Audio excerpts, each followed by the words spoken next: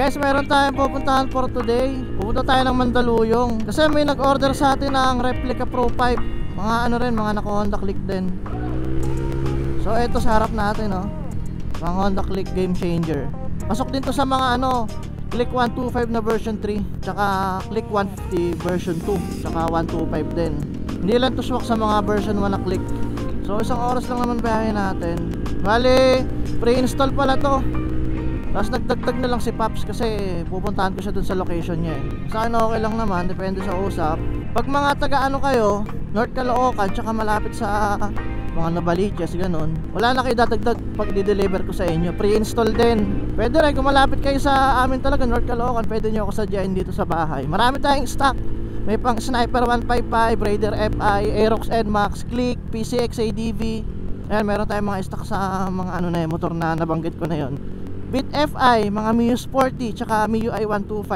So medyo traffic pa rin kasi maaga pa eh, rush hour. Pero hindi naman na kasing traffic ng kagaya ng kanina. Kasi anong oras na rin eh, alas 8 na din. Pero marami pa rin sasakyan. Hop, ya. Ano ba to?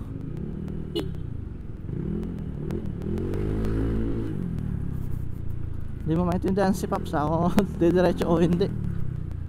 Ito lang talaga maganda pag nakamotor, no? Ang daling sumingit. Guys, andito na tayo sa may Fisher Mall.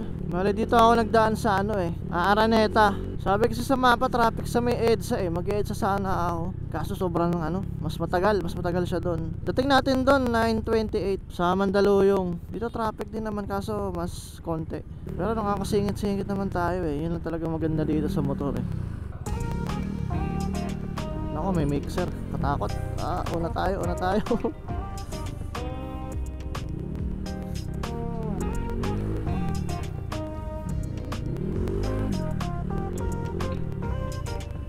Traffic dito yung pakanan.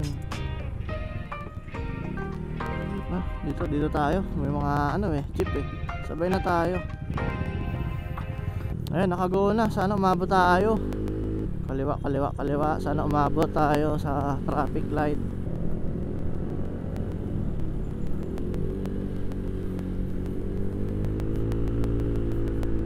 Ah, 70 minutes lang biyahe natin. Malapit-lapit na tayo dito. Ito Skyway Stage 3. Kakaliwa na tayo dito.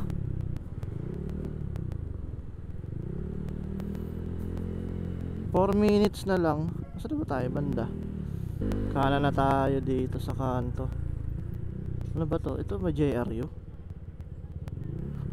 Oo nga, ito na pala yun, JRU. Ay, ano ba? Kanan pala tayo dito.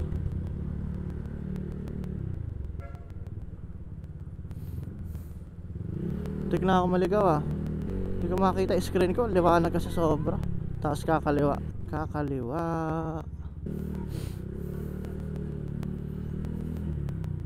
Hop, ya. Dito na tayo. Saan tayo? Ano dito? Tatabi lang tayo. Dito tayo, tabi lang tayo dito. Hop, ya.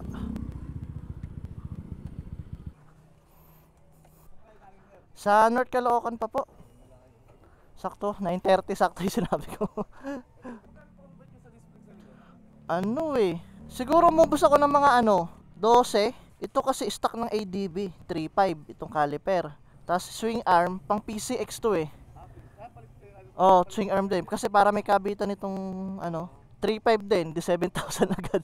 Tapos ito nasa 1.2 stock na disc. Tapos ito nasa 3,000. 10 mahigit. Parang gano'n. Tapos may ano pa, brake hose. Dalawa to eh, kasi hindi aabot yung isa eh. Ayun o, may dinuktong ko na lang dito. Para ano. Pero maano siya, malakas. So guys, ito yung kakabitan no. Forma. Pogi rin boss yung motor mo ah. Ito guys, ano ikabit na dito sa Honda Click 125. Ay, 125 to. Itong replica Pro. Ayun siya oh. Plug and play lang. Ayan, tapos stock na tornilyo lang din yung kailangan. Stainless. Ayan, dito yung clearance. Yan, walang tama, malinis. Tsaka medyo nakatago siya dito. Kasi meron ako ibang nakitang elbow, medyo nakalabas dito. Pag bumaking kayo sumasayad, pero dito, ayun, okay siya. Ayan, tayo lang dito. Nakabase.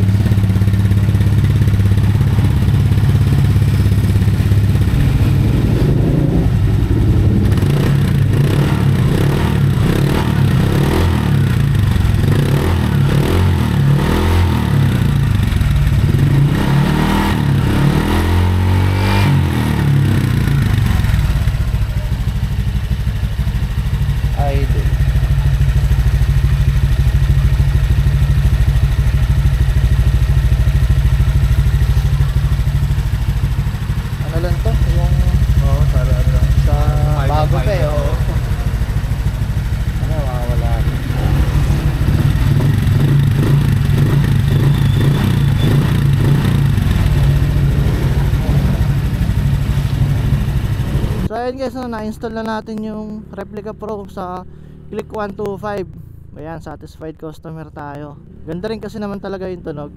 So dito, ang daan natin ngayon pa uwi C5. Daan tayo Boni Serrano ata ito pinapadaan tayo. Sana hindi tayo butan ng ulan. Ang hassle pa naman.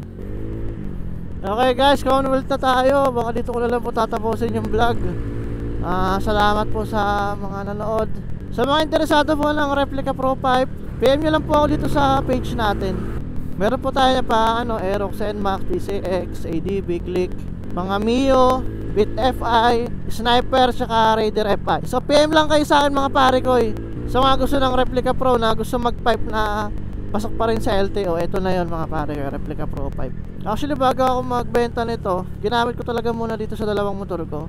Tinignan ko kung okay siya, kung quality. Sa ilang buwan ko na paggamit ng Replica Pro sa MT ko, na pang endurance ko pa, talagang recommended ko siya sa mga naghahanap ng pwede pang daily, hindi takaw huli. Actually hindi talaga siya huli kasi ako na-register ko yung itong Click ko na naka Replica Pro 5. So talagang siya, LTO legal siya. So yun lang mga pahalaga sa mga interesado po, PM lang po sa akin. And thank you for watching. Kita po tayo sa next vlog natin.